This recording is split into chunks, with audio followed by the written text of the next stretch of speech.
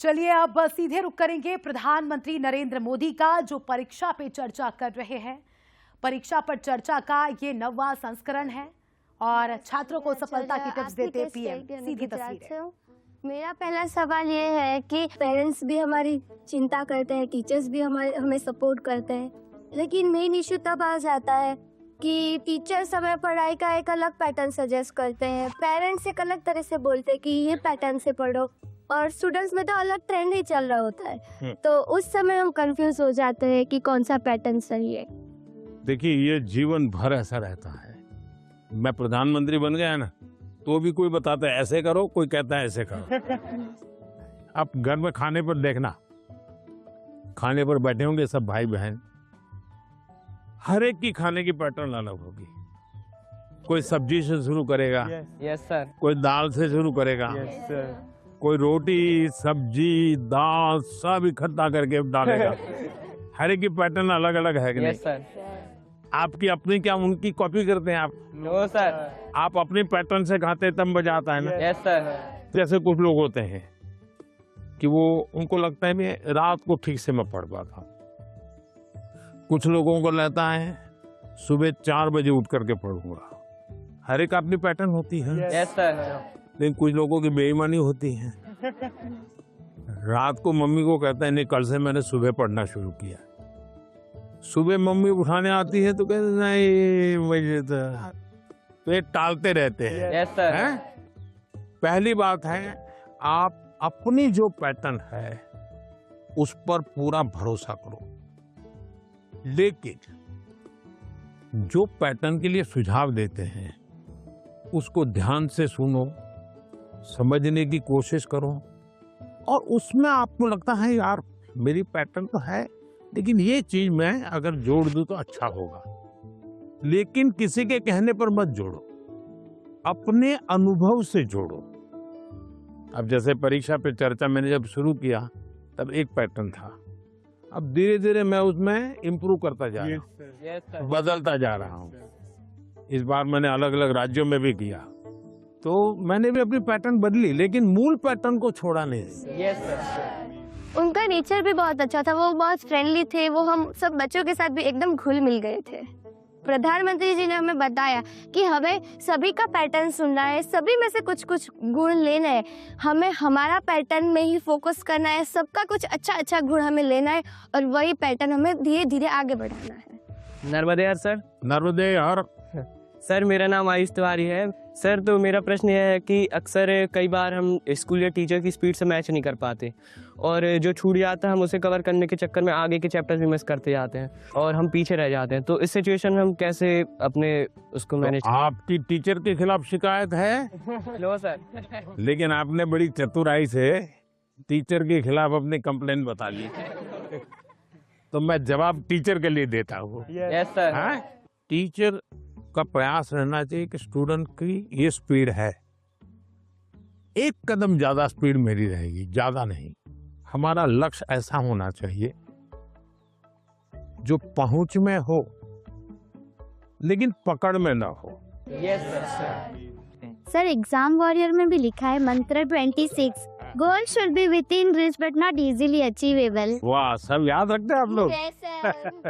लेकिन 50 कदम आगे चला जाएगा तो स्टूडेंट कहेगा भाई ये तो चला गया, मेरा काम नहीं है। जैसे किसान खेत को जोतता है ना, स्टूडेंट के मन को जोतना चाहिए। इसका तरीका क्या है? मान लीजिए जनवरी के तीसरे सप्ताह में वो हिस्ट्री का ये पाठ पढ़ाने वाले हैं, तो जनवरी 1 तारीख को बता दें कि भाई पहले वीक में हिस्ट्री का ये पार्ट पढ़ाऊंगा, दूसरे वीक में हिस्ट्री का ये पार्ट पढ़ाऊंगा, तीसरे वीक में हिस्ट्री का ये पार्ट पढ़ाऊंगा। तो आपको पता है कि आने वाले 3 सप्ताह में ये 3 विषय आने वाले हैं। फिर वो कहेगा ऐसा करो, आप मैं पढ़ाऊं उसके पहले पढ़ना शुरू कर दो, पढ़ करके आओ, किसको पूछ के आओ। Yes sir. हाँ, गूगल पे जाके कुछ करना है तो वहां करके आ जाओ। Yes sir.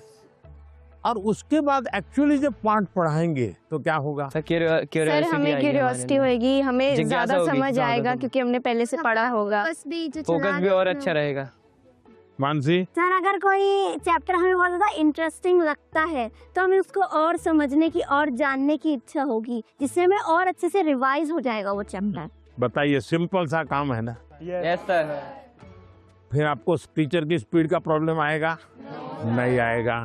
आप पीछे रह गए ऐसा भाव आएगा? क्यों? क्योंकि आप टीचर से एक कदम आगे चले गए।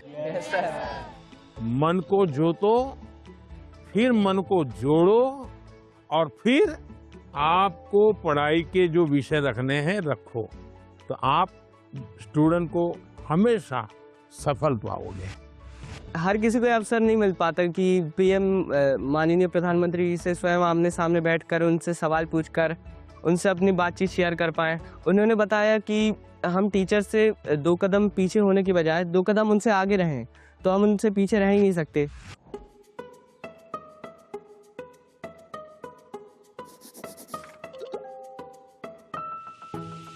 नमस्ते हाँ, सर। नमस्ते। मैं श्रेया प्रधान हूँ सिक्किम से। सर सो एक सेल्फ कंपोज सॉन्ग है।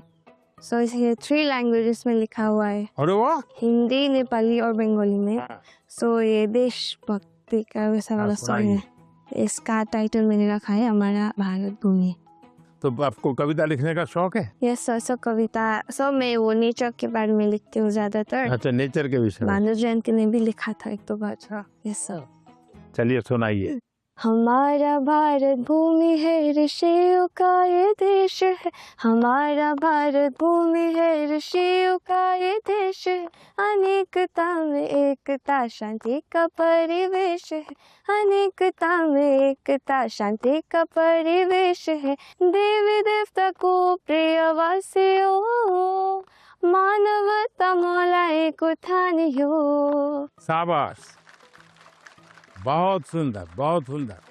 देश की एकता की बात बताई। एक भारत श्रेष्ठ भारत। मानसी, तुम्हें तो आता होगा बेटा कुछ गाना? Yes sir. कौन सा मैं भी गाओगी, गाना बताओ। सुनाना चाहती हूँ। हाँ, सुनाओ। सर ये गाना मेरी मदर ने लिखा है और ये गाना जो है ये स्टूडेंट्स को डेडिकेटेड है। अच्छा, सुनाओ। बढ़ता चल तू, बढ़ता चल, करता चल, कुछ करता चल। सारी दुनिया तेरे पीछे मुश्किलों से लड़ता चल। सारी दुनिया तेरे पीछे मुश्किलों से लड़ता चल। बढ़ता चल तू, आगे बढ़ता चल। वाह, शानदार। आपकी माता जी को मेरी बधाई दे देना। Sir thank you sir. बहुत इंस्पायरिंग लिखा है माँ ने। सर मेरा यूट्यूब चैनल और फेसबुक पेज और इंस्टाग्राम भी है। Yes sir. मेरे फेसबुक पेज में फॉलोअर्स हैं 1.5 लाख। 1.5 लाख? बहुत ज़्यादा मज़ा आया मेरे लिए। ये बहुत ज़्यादा बड़ी और गर्व की बात है कि मैं उनसे मिली। आइए सब लोग बैठ जाइए।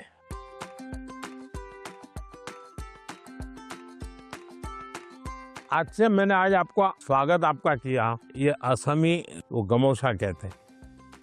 ये सबसे बड़ी चीज है, ये मेरी सबसे प्रिय चीज है। उसकी रचना बहुत अच्छी लगती है। दूसरा है ये असम का और खास करके नॉर्थ ईस्ट की विमेन एम्पावरमेंट का सिंबल है। ये घर में बनाते हैं और सचमुच में वहाँ की मातृशक्ति, नारी शक्ति कैसे काम करती है, तो एक प्रकार से मन को बड़ा आदर होता है, सम्मान होता है। तो मेरा मन कर गया इन बच्चों को मैं आज असम का गमोशा दूंगा। Thank you sir.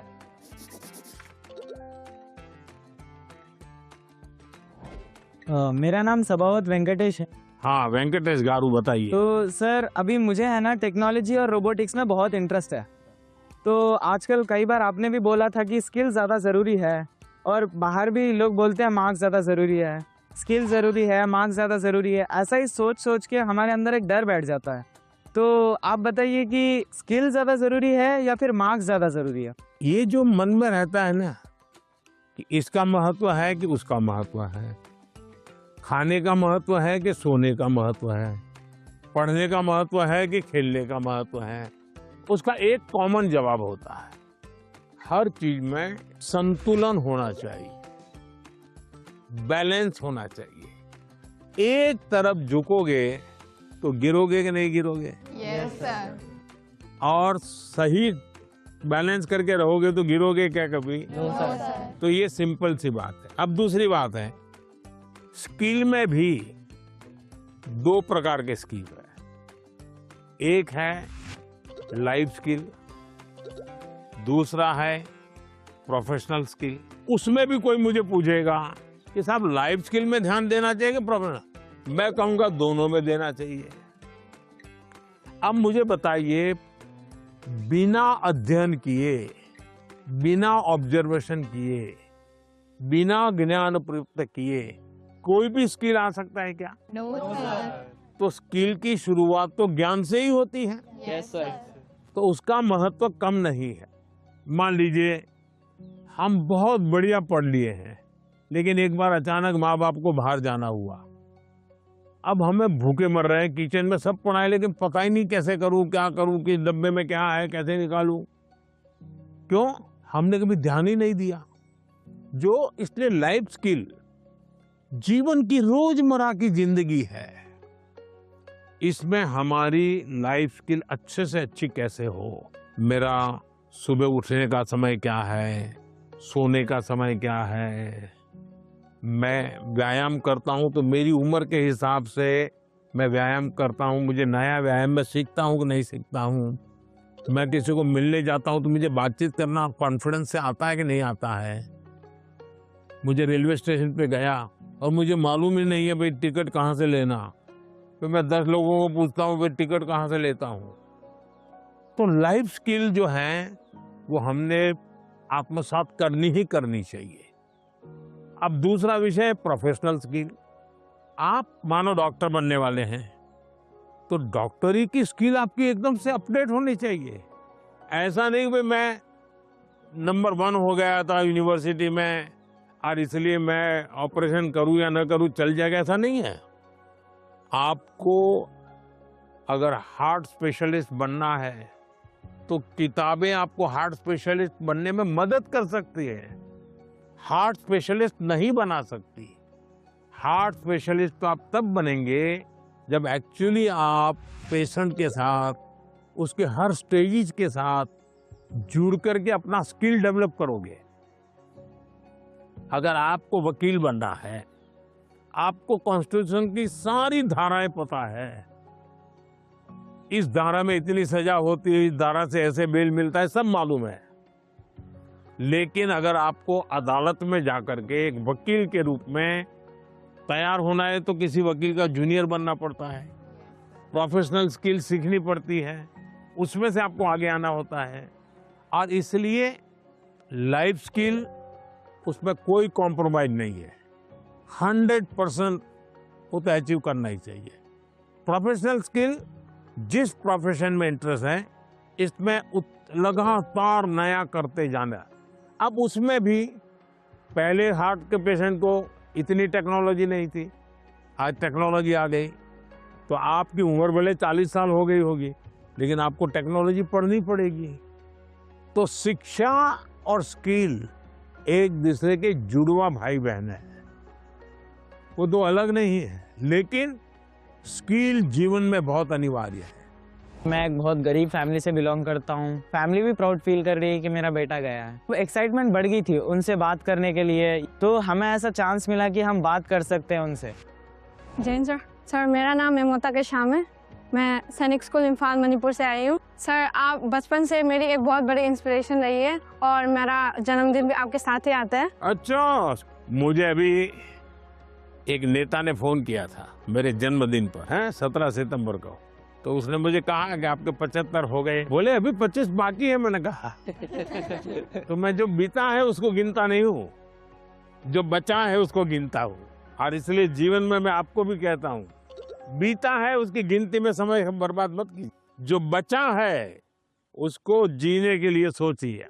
अच्छा बताइए। सर मेरा आपसे ये प्रश्न है कि सर हम बोर्ड्स एग्जाम या फिर कोई स्कूल के एग्जाम के प्रिपरेशन करते समय पिछले कुछ सालों के क्वेश्चंस देखते हैं और हम ये अपने आप तय कर लेते हैं कि कौन सा टॉपिक ज़्यादा सही रहेगा, कौन सा ज़रूरी है, और कुछ हम सोचते हैं कि मार्क्स कम है एग्जामिनर का, यहाँ पे फोकस नहीं होगा तो हम छोड़ देते हैं। क्या ऐसा करना सही है? कभी कभी आपने देखा होगा अखबार में हेडलाइन आ जाती है कि इस बार पेपर बहुत भारी था, बच्चों को बहुत तकलीफ हुई।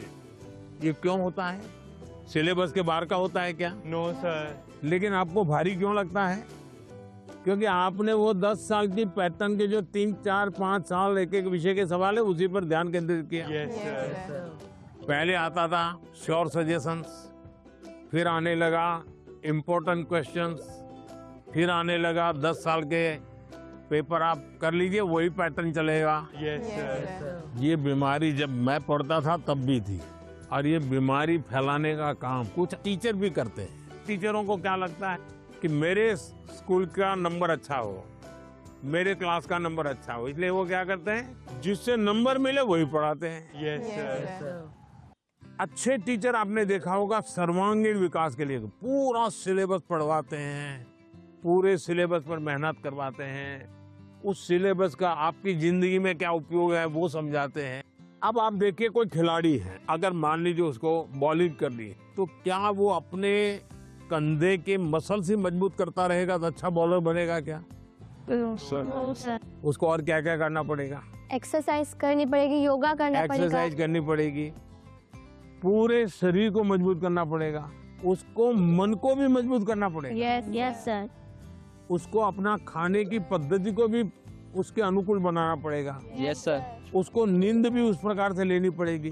करता क्या है? बॉल फेंकता है, लेकिन पूरे शरीर को तैयार करता है कि नहीं करता है? Yes sir. शरीर का एक अंग भी वीक रह गया, बॉलिंग अच्छी करता है, कंधा बहुत अच्छा है, स्पीड सब अच्छी है, लेकिन पैर ठीक नहीं काम कर रहा है, तो बॉलिंग कर पाएगा क्या? No sir. जैसे एक प्लेयर को अपने गोल को पाने के लिए खेल में मास्टरी पानी है तो भी उसको संपूर्ण शरीर की चिंता करनी पड़ती है। वैसे ही हम जिंदगी परीक्षा के लिए नहीं है,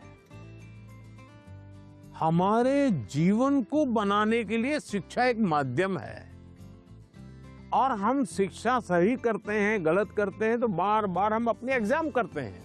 तो ये जो एग्जाम है वो हमें अपने आप को एग्जामिन करने के लिए एग्जाम है। अल्टीमेट गोल एग्जाम के नंबर नहीं हो सकता है।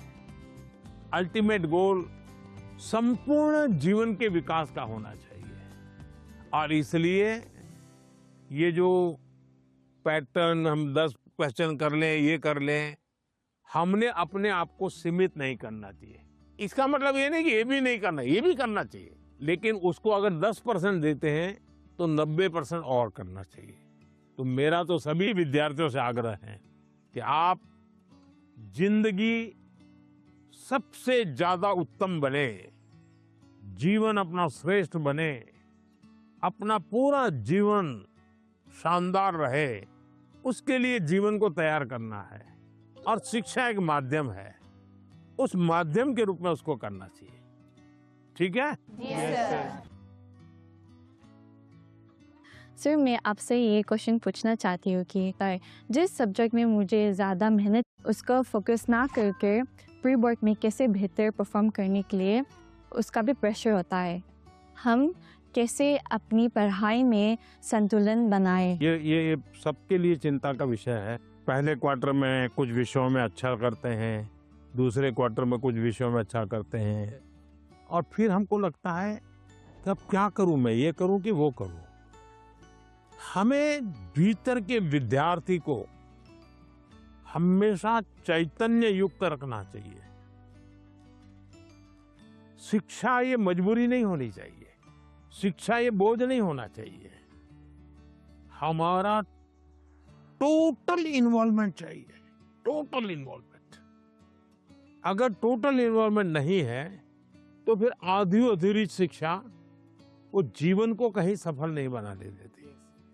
ये जो बीमारी आ गई है, मार्क्स मार्क्स मार्क्स, मुझे बता दीजिए जो पिछले साल बोर्ड में 1 से 10 नंबर जो लाए हैं, आपको किसी को नाम याद है क्या? बहुत मुश्किल से याद होगा जी। इतना ही नहीं, आप 1 महीने के बाद पूछोगे कि भाई ये अखबार में इनकी फोटो छपी थी, इनके नाम आए थे, वाहवाही हुई थी, फिर भी हम उतना उनको भी याद नहीं रखते। उस स्कूल के बच्चों को भी पता होगा कि उनके स्कूल में इतना नंबर आए थे। इसका मतलब इन सब चीजों का कितना महत्व है। कुछ समय के लिए याद कुछ समय के लिए होता यस है। Sir, yes. उससे ज्यादा तो होता नहीं है। और इसलिए हम अपने मन को नंबर, मार्क्स उससे जोड़ने के बजाय मेरे जीवन कहाँ पहुंचा, और उसके लिए लगातार अपने आप को कसते रहना चाहिए, कसौटी करते रहे खुद की। क्लासरूम में नहीं, एग्जामिनेशन रूम में नहीं, खुद को कसते रहना चाहिए। मेरा आपसे ये प्रश्न है कि जैसे हम पढ़ाई करते हैं उस समय पे हमें इधर उधर के बहुत सारे ख्याल आते हैं तो हम फोकस नहीं कर पाते, तो उस समय पे अपने आप को शांत कैसे रखें? क्योंकि हम पढ़ तो लेते हैं लेकिन बहुत जल्दी भूल जाते हैं।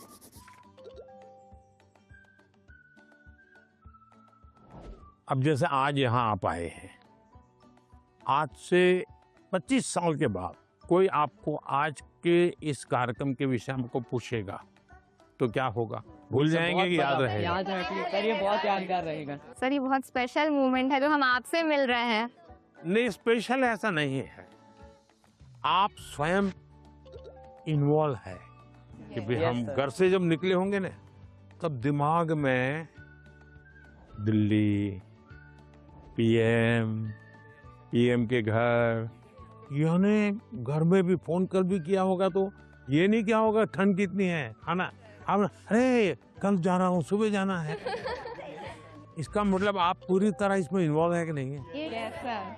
इसी के कारण आपको 20 साल 25 साल के बाद भी यहाँ की हर चीज याद रहेगी। Yes sir.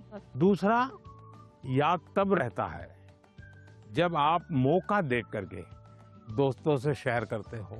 आप अपने क्लास में अपने से जो कम होशियार जो स्टूडेंट है ऐसे एक दो को दोस्त बनाए और फिर उसको कहोगे मैं तुम्हें सिखाता। अपने से ऊपर का जो स्टूडेंट है, हमसे ज्यादा होशियार है, उसको कहो भाई 5-10 मिनट मेरे साथ बैठो, मुझे बताओ मैं ये सोच रहा हूँ ठीक है क्या, तुम करेक्ट करो, तो हमें डबल फायदा होगा। Yes sir. जब हम उनका भी ओपिनियन लेते हैं हाँ, फिर हमें और थॉट्स आते हैं कि इसमें और क्या हो सकता है। इससे फायदा होता है, जी सर। नए नए आइडिया आते हैं, जी सर। तो आपका मन एकदम खुल जाता। जब मैंने उनसे क्वेश्चन पूछा, मैंने डायरेक्ट इंटरेक्ट किया उनसे और उन्होंने मुझे सेटिस्फैक्ट्री आंसर दिया, तब ऐसा लग रहा था कि we are living our dream. क्योंकि यहाँ आना सबके उसमें नहीं रहता, सबकी किस्मत में नहीं रहता। So I am feeling that I am very fortunate. Sir सत श्री अकाल। सत श्री अकाल। मेरा नाम एकम कौर है, मैं पंजाब से आई और मेरा आपसे ये प्रश्न है कि जो 12वीं कक्षा के स्टूडेंट्स होते हैं वो अपने बोर्ड्स के एग्ज़ाम के साथ जो कंपटीशन एग्ज़ाम्स होते हैं उसकी भी तैयारी करते हैं, क्या ये सही है? क्योंकि उन दोनों एग्ज़ाम्स के जो एग्जामिनेशन पैटर्न होता है वो बहुत अलग होता है और वो एग्ज़ाम्स आते भी सेम टाइम पे हैं। ये चिंता आपकी सही है।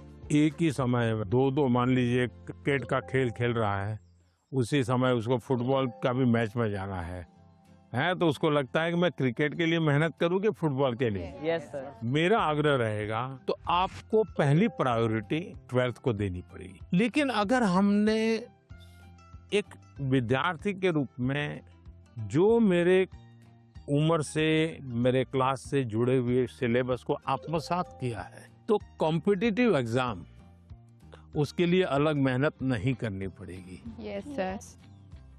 ये बाय प्रोडक्ट होगा। कुछ माँ बाप को क्या रहता है, इस उम्र से पहले ये हो जाना चाहिए। Yes sir. तो मैं माँ बाप से कहूंगा उनकी क्षमता, योग्यता, रुचि के अनुसार कि बच्चों को खिलने दो।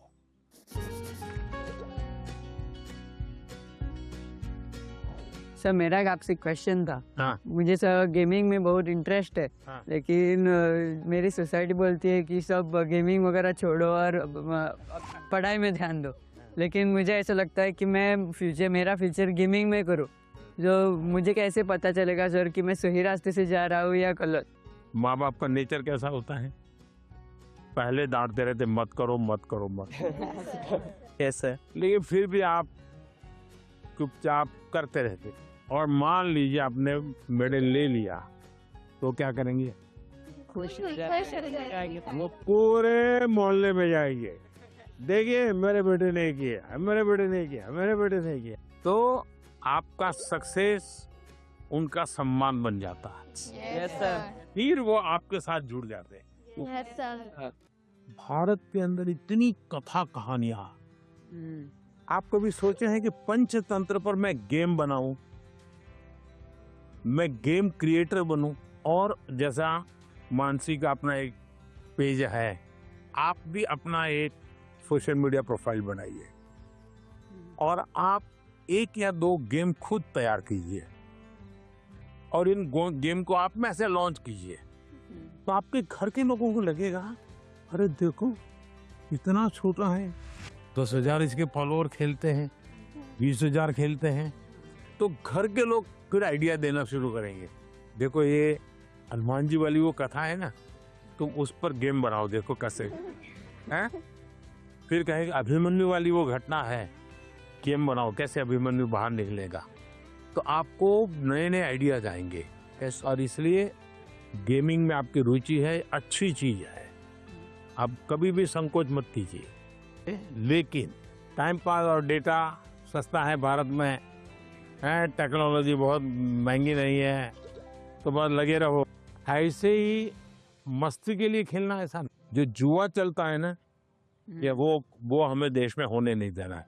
मैंने अभी कानून बनाया कि जो जुआ खेलते हैं, गेम में पैसे लगाते हैं, वो बर्बादी है। Yes sir. उसको नहीं होने देना।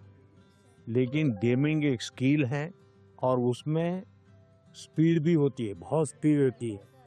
यस, आपकी इतनी अलर्टनेस है, एक प्रकार से स्वयं के डेवलपमेंट के लिए भी वो एक अच्छा प्रकार है। लेकिन बेस्ट क्वालिटी की गेम ढूंढ करके अपनी एक्सपर्टाइज पाने का प्रयास करना चाहिए। करेंगे? Yes sir. पीएम के रेजिडेंस पे आके तो बहुत एक्साइटिंग चीज़ थी मेरे लिए। फ्रेंडली बात कर रहे थे, वो हमसे अच्छे से क्वेश्चन जान के ले रहे थे और हमारे को अच्छा वाला आंसर दे रहे थे।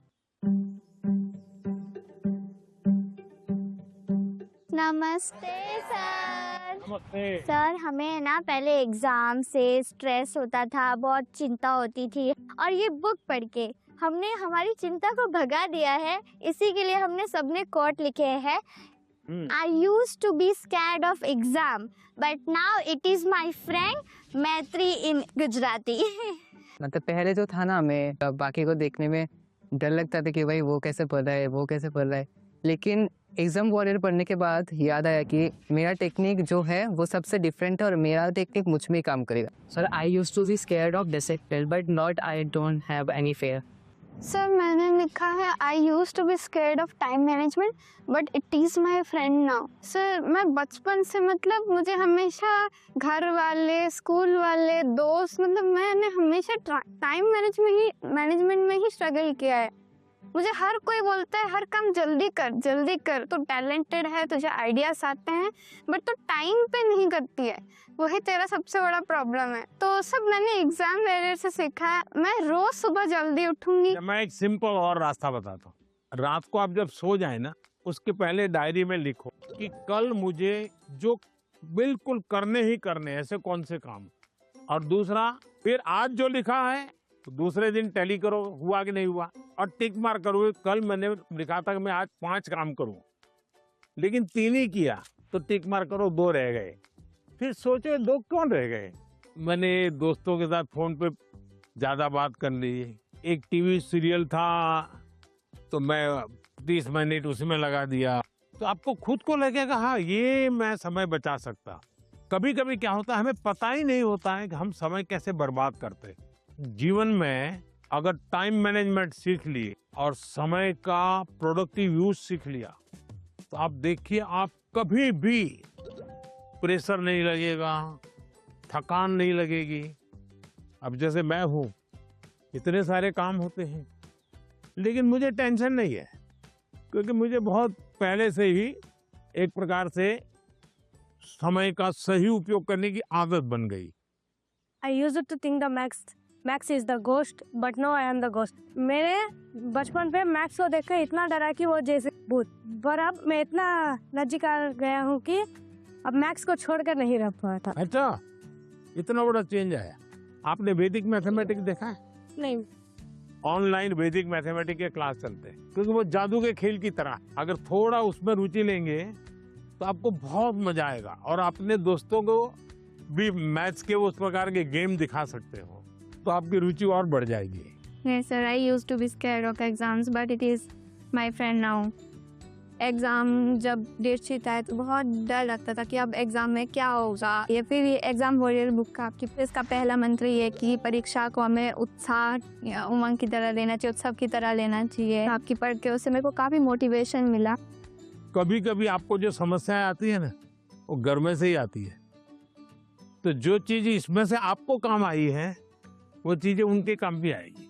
कम से कम आपके परिवार के जो बड़े लोग हैं ना, उनके साथ परीक्षा पे चर्चा पढ़ने के लिए कहिए, उसकी चर्चा कीजिए। Yes sir. और कोई मंत्र है तो खास लाइन करके बताइए, देखिए ये पीएम ने ये कहा है, तुम पढ़ो। सर मेरी मम्मी ने सारे मंत्र पढ़े और मम्मी बहुत खुश हुई। देखिए आपकी ताकत बढ़ गई। I used to be Scared of low marks, but now it is my friend. So पहले ऐसा था कि मतलब हमें लगता था कि मार्क्स ही सब कुछ है। एग्ज़ाम्स के बाद हमारे मार्क्स कम आते थे तो ऐसा लगता था कि अभी मतलब सब कुछ एंड हो गया। पर जब हमने बुक पढ़ा तो मतलब आपने जिस लिखा था, एग्ज़ाम सिर्फ एक लाइफ का प्रिपरेशन है, और आपने हमें डॉक्टर APJ अब्दुल कलाम का एग्जाम्पल दिया। हाँ, याद है आपको। मतलब उन्होंने फेलियर किया, पर अगर वो फिर अगर ट्राई नहीं करते तो हम लोगों को मतलब मिसाइल मैन ऑफ इंडिया नहीं मिलता।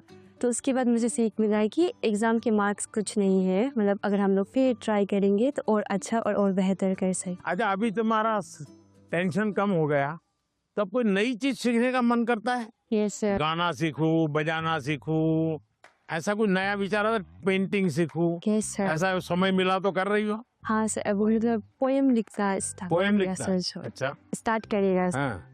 I used to be scared of presentations, but now it's one of my friend. जैसे आपकी तरफ है देखा है कि आप कितना जैसे वो कॉन्फिडेंस है, और ये बुक भी मैं पढ़ा है। अभी मैं कॉन्फिडेंस में है, और ये परसिस्टेंस की जब मैं फेल करूँगा तो मैं क्विट नहीं करूँगा, मैं फिर से तैयार करूँगा। तो मैं अभी जैसे आगे में मैं ये प्रेजेंटेशन कर सकता है। तो अभी हिम्मत आ गया। इसलिए सब मान लीजिए फुटपाथ पर गरीब महिलाएं सामान बेच रही हैं और इतने में कोई झगड़ा हो गया, तो वो गरीब महिला जिसने कभी टीवी को जवाब नहीं दिया, आपने देखा होगा वो कितना बढ़िया इंटरव्यू देती है।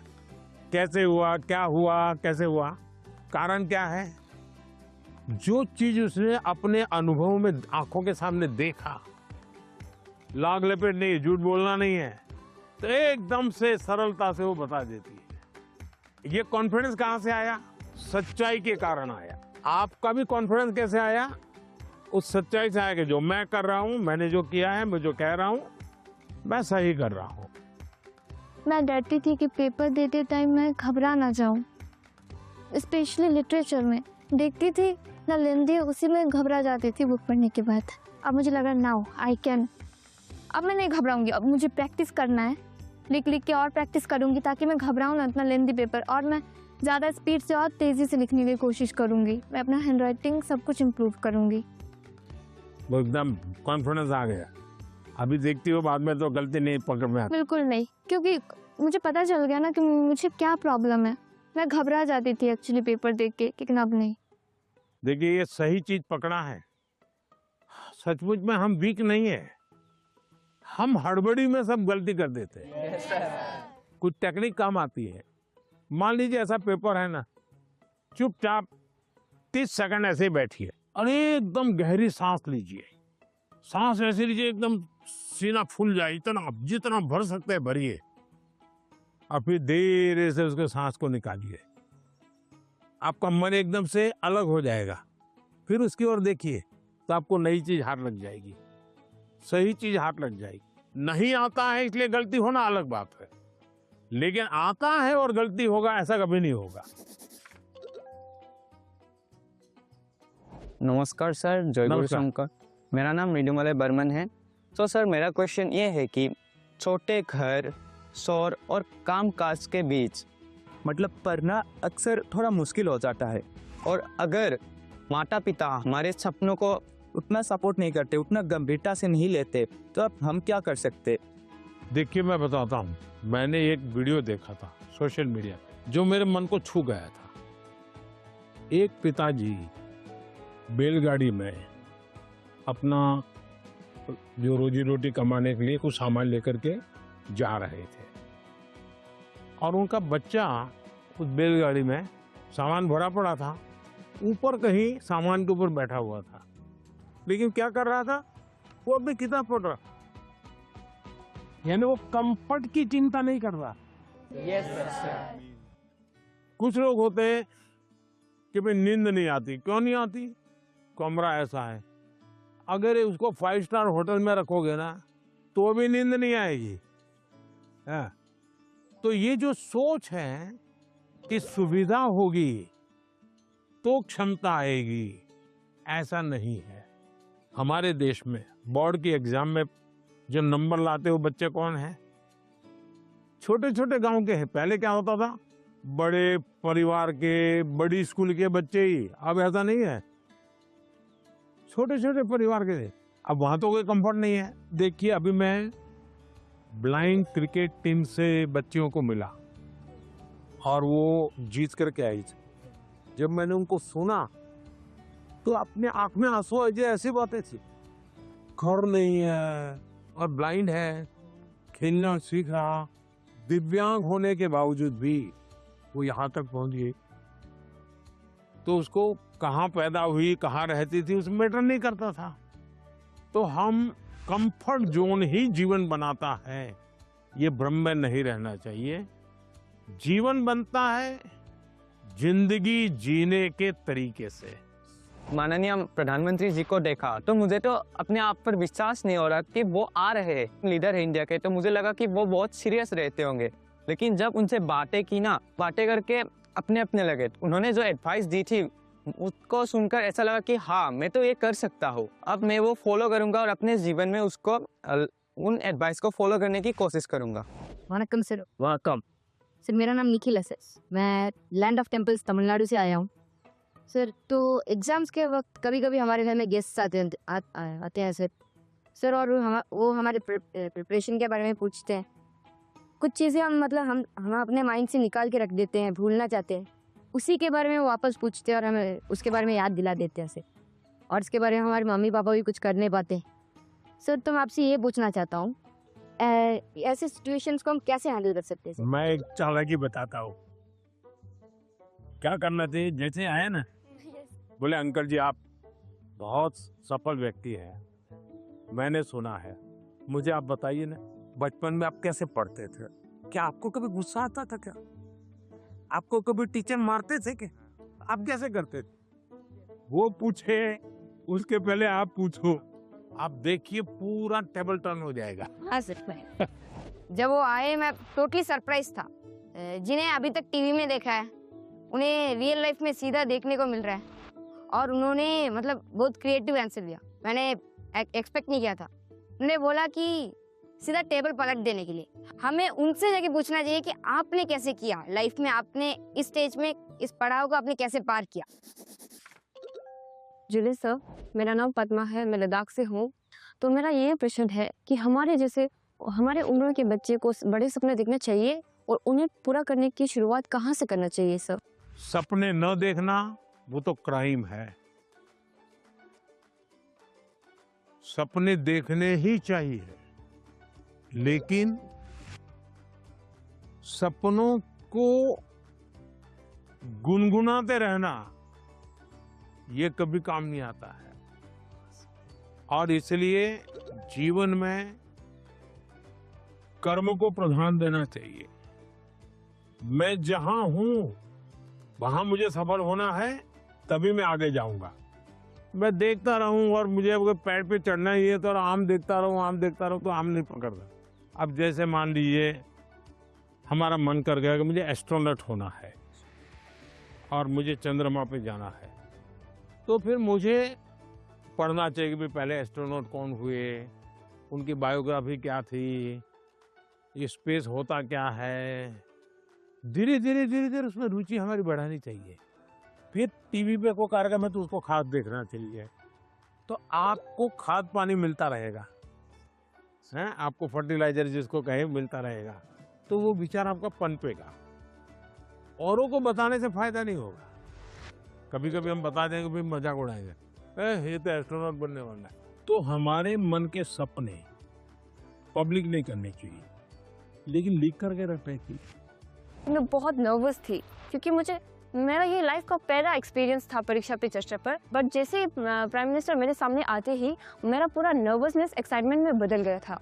Sir, I have a question कि हम जो बड़े सपने देखते हैं उन्हें हमें पूरा करने के लिए रोजाना कौन सी एक छोटी सी हैबिट या कौन सी एक आदत अपनानी चाहिए जिससे हम अपने सपने के नजदीक पहुंचते जाएं?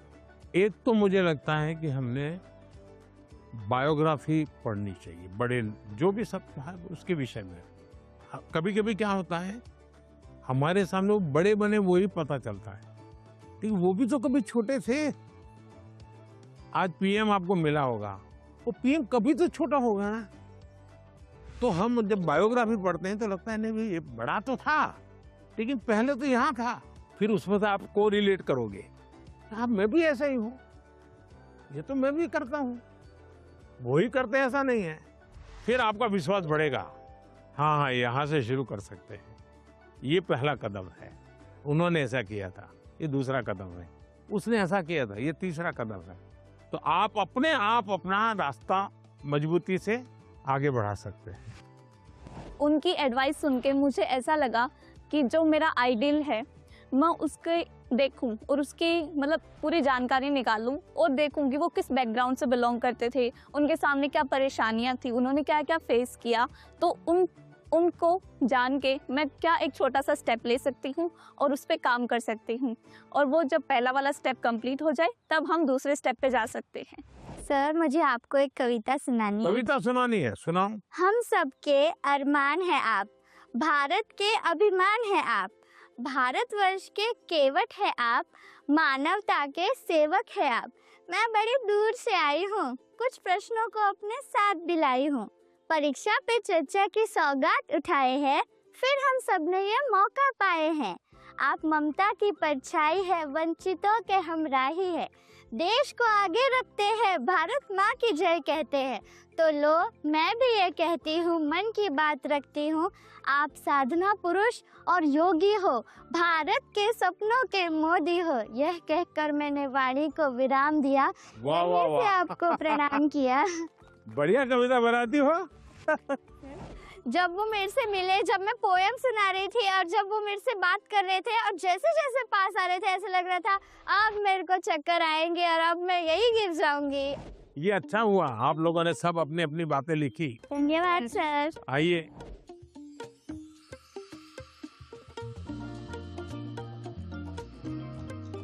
अच्छा भाई, मैं आपसे कुछ सवाल पूछना चाहता हूँ, आपने मुझे बहुत सवाल पूछे। ये जो हिंदुस्तान में जो मैं विकसित भारत की बात करता हूँ, कौन सी साल बताता हूँ मैं विकसित भारत के लिए? 2047। Yes sir. क्यों बताता हूँ? ये 100 साल की एक सेंचुरी का गोल है। आज़ादी को 100 साल हो, जब भारत की आज़ादी के 100 साल होंगे तब आपकी एज कितनी होगी?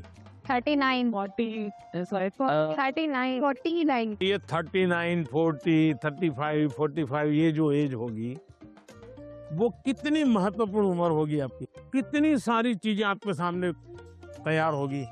तो ये सब मेहनत किसके लिए कर रहा हूँ? हमारे लिए। अब हम सबने करनी चाहिए कि नहीं करनी चाहिए? Yes sir. अब देखिए, महात्मा गांधी जी ने 1915 में वो वापस आए अफ्रीका से और आजादी का आंदोलन चलाया। तो 15 से 47 तक आजादी आजादी लगे रहे कि नहीं लगे रहे? Yes sir. आजादी आई कि नहीं आई? Yes sir. भगत सिंह जी फांसी के तख्त पर चढ़ गए, यस सर। छोटी आयु में चढ़ गए, लेकिन आजादी का सपना बो करके गए कि नहीं गए? Yes sir. हर दिलों में हर नौजवान को आजादी के लिए जीने के लिए सिखाया कि नहीं सिखाया? Yes sir. अगर आजादी के 25 साल पहले, आजादी के 30 साल पहले जो सपना देखा गया, उन सपनों के लिए जो उन्होंने कष्ट सहन किए, त्याग किया, बलिदान किया, आजादी मिली कि ना मिली? अगर इतनी बड़ी आजादी मिल सकती है तो क्या हम सबके प्रयत्न से विकसित भारत बन सकता है कि नहीं बन सकता है? आपको विश्वास है? Yes sir. और इसलिए कभी भी भूलना नहीं चाहिए। ये सपना हमेशा आपको भी घर में जाके लिखना चाहिए। विकसित भारत के लिए मुझे ये करना है। अब कौन सी ऐसी 5 चीजें हैं जिसको मैं करूं विकसित भारत के लिए? सर अपने अंदर स्किल्स डेवलप करेंगे। सर हम खुद पर विश्वास कर कर आगे बढ़ेंगे। खुद पर विश्वास करेंगे। स्वदेशी चीजों का ज्यादा उपयोग करेंगे।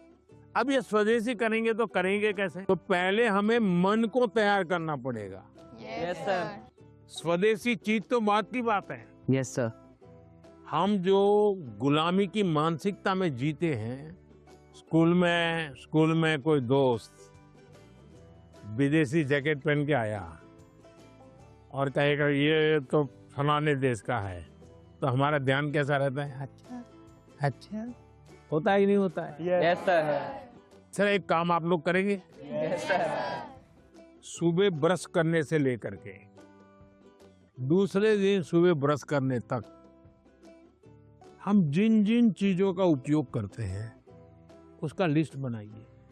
आपको पता भी नहीं होगा, कंघी भी विदेशी होगी, आपको पता ही नहीं होगा। जूते भी विदेशी होंगे, आपको पता नहीं होगा। एक बार आपको लिख करके देखना चाहिए, चलो भाई इस महीने में ये 10 चीजें पुरानी हो जाएगी, अब नई इंडियन लाएंगे। अगले महीने ये 10 पूरी हो जाएगी, इंडियन लाएंगे। तो 1 साल के भीतर भीतर सब विदेशी चीजें निकल जाएगी, इंडियन चीजें घर में आ जाएगी। तो हमें तय करना चाहिए जैसा भी होगा मेरे शरीर पर, मेरे परिवार में, मेरे जीवन में, मेरी कोशिश होगी कि मैं पहले देखूंगा कि बताओ पहले इंडियन है कि नहीं है, तो करेंगे। Yes sir. अगर हम ही हमारे देश की चीजों का गौरव नहीं करेंगे तो दुनिया करेगी क्या? अब जैसे हम लोग लेट हो जाते हैं तो क्या बोलते हैं? हम बोलते हैं ये तो इंडियन टाइम है, बोलते हैं कि नहीं बोलते? Yes sir. मतलब हम लेट हुए, कार्यक्रम हमने देर से शुरू किया और गाली किसको दी? इंडिया को। दूसरा है कर्तव्य का पालन। पहले अपना जीने के तरीका बदलो। अब पहले शुरुआत करो स्वच्छता से। हम गंदगी नहीं करेंगे। हम दुनिया में कहीं देश का चित्र देखते हो साफ सुथरा दिखता है। Yes sir. ये साफ सुथरा क्यों है? सफाई करने वाले कारण साफ सुथरा है कि लोगों ने गंदगी नहीं की इसलिए साफ सुथरा है? लोगों ने गंदगी नहीं की। तो हमें अगर विकसित भारत बनाना है तो हम तय करें हम गंदगी नहीं करेंगे और हम स्वच्छता के विषय में परिवार में, बाहर, मोहल्ले में, सब जगह पे जरा भी कॉम्प्रोमाइज नहीं करेंगे। किसी ने फेंक दिया तो उसके साथ झगड़ा नहीं करेंगे, उठाकर ले लेंगे हम और हम उस कूड़े का तो देखेगा, वो शर्मिंदगी महसूस करेगा। Yes sir. कि मेरा कचरा इसमें हाँ। उठाया। और इसलिए हमने जो नागरिक का कर्तव्य है उसका पालन करना चाहिए। हमारा हेल्दी रहना भी एक प्रकार से कर्तव्य है। Yes sir. तो हमें अपने कर्तव्यों का पालन अगर इतना भी कर लें तो दुनिया की कोई ताकत भारत को विकसित भारत बनाने से रोक नहीं सकती है। और आप जब 35-40 साल के होंगे उसका सबसे ज्यादा मजा लेने का मौका आपको मिलेगा। Yes sir. अब मुझे बताइए, जिसका फल आपको मिलने वाला है वो काम आपको करना चाहिए नहीं करना चाहिए? Yes sir. ज्यादा से ज्यादा आपको करना चाहिए नहीं करना चाहिए? Yes sir.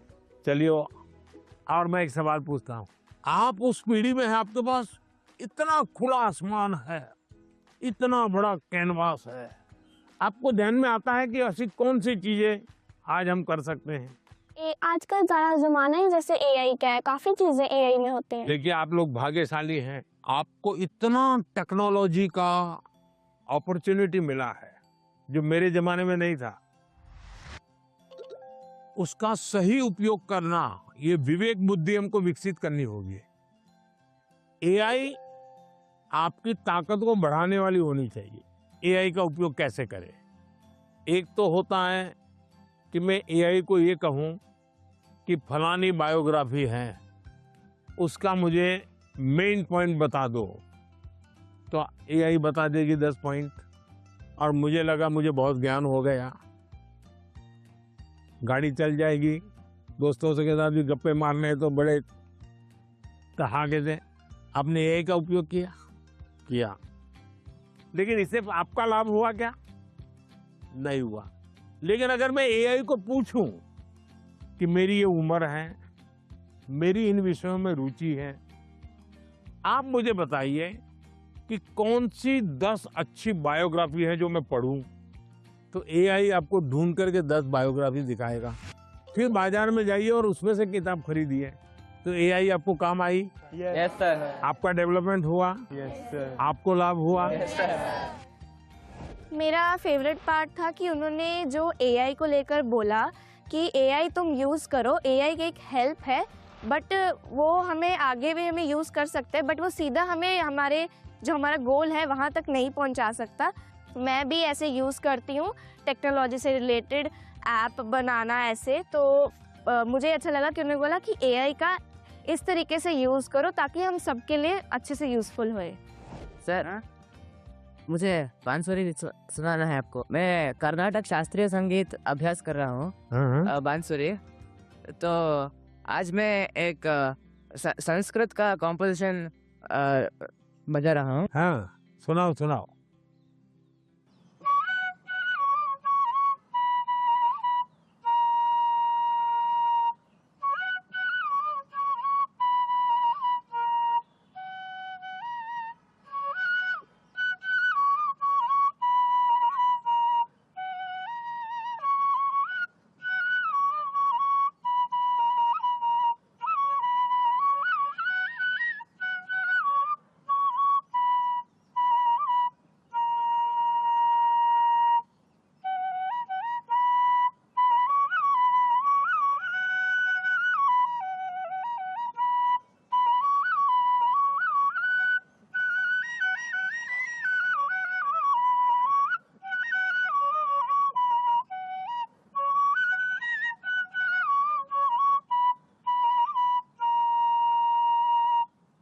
वाह,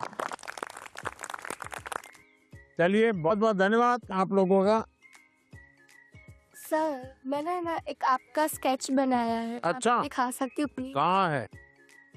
सर, ये मैंने आपके लिए बनाया है क्या बनाया बेटा? सर, हैंडमेड बुके बनाया है। अच्छा। ये पहाड़ में ट्रेडिशनल उत्तराखंड का है।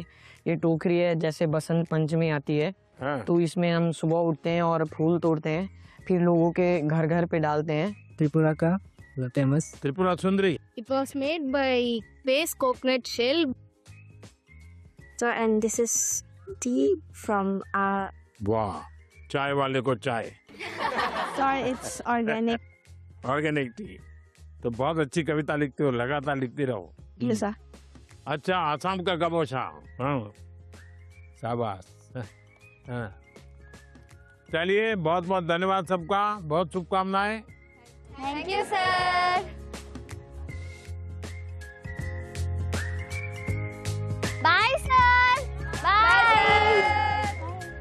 धन्यवाद सबका। Thank you sir. मन की बात को तो आपने सुना ही है, और लेकिन आज जो आपने चर्चा सुनी वो काफी ज्यादा अलग, काफी ज्यादा अनोखी, क्योंकि आज प्रधानमंत्री ने परीक्षा पर चर्चा की है। देखिए, आने वाले समय में बच्चों की बोर्ड्स एग्जाम है, बच्चे उसे लेकर ज्यादा टेंशन ना ले, स्ट्रेसफुल ना हो, परेशान ना हो, इसे लेकर ये बहुत अच्छा इनिशिएटिव है भारत सरकार का। बच्चों से बात करना, उनके सवालों का जवाब देना, और बच्चों के ही अंदाज में। देखिए, आज एक अलग रूप प्रधानमंत्री का हमें नजर आया। बच्चों के ही अंदाज में उन्होंने बहुत ही सरलता से बहुत बड़ी बड़ी बातें छोटे छोटे बच्चों को समझाई। चाहे बात एआई की हो, परीक्षा पैटर्न की हो, मेहनत की हो या खुद पर ध्यान देने की हो, हर एक पहलू को आज प्रधानमंत्री ने परीक्षा पे चर्चा के इस संवाद में कवर किया।